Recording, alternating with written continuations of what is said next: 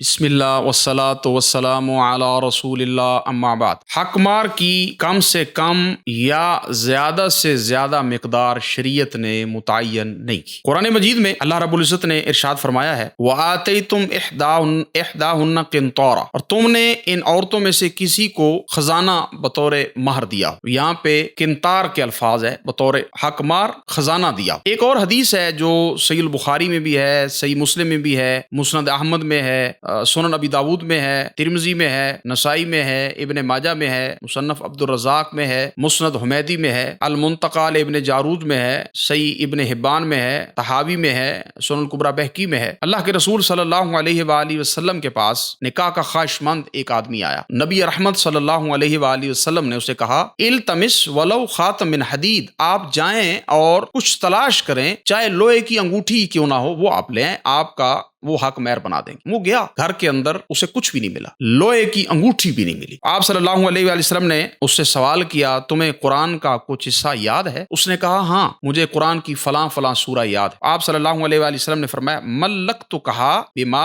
معک من القرآن، قرآن کی ان صورتوں کے بدلے جو تمہیں یاد ہے میں نے تمہیں اس عورت کا مالک یعنی شوہر بنا دیا۔ بخاری کی حدیث ہے۔ ایک اور حدیث ہے، وہ بھی صحیح البخاری کی 5086 نمبر پہ ہے۔ نبی اکرم صلی اللہ علیہ وآلہ وسلم نے سیدہ صفیہ رضی اللہ عنہا کی آزادی کو ہی ان کا مہر بنا دیا، یعنی وہ غلام تھی، ان کو آزاد کر دیا، اور ان کی جب نکاح کیا ان کے ساتھ تو وہ ان کا جو آزاد کرنا تھا وہی حق مار تھا۔ سیدہ عائشہ رضی اللہ عنہا سے مروی ہے کہ آپ صلی اللہ علیہ وآلہ وسلم کی ازواج مطہرات کا مہر 12 اوقیہ یعنی 480 درہم بنتا ہے، اور ایک نصف اوقیہ یعنی 20 درہم، تو کل ملا کے یہ 500 درہم بنتے تھے اس دور کے۔ یہ جو حدیث ہے یہ صحیح مسلم کی ہے، 1426 نمبر پہ، مسند احمد میں ہے، ابو داود میں ہے، نسائی میں ہے، ابن ماجہ میں ہے۔ عبد الرحمن بن عوف رضی اللہ عنہ نے کھجور کی گٹھلی کے برابر سونا بطور حق مہر دیا۔ یہ ابو داود کے اندر ہے 1854 نمبر پہ اور 2109 نمبر پہ۔ سعید بن مسیب رحمہ اللہ نے 2 درہم حق مہر کے ساتھ اپنی بیٹی کی شادی کر دی۔ یہ المغنی لابن قدامہ جلد 10 صفحہ 99 پہ یہ بات دیکھی جا سکتی۔ اسی طرح احناف کے نزدیک کم از کم جو مہر کا تعین ہے وہ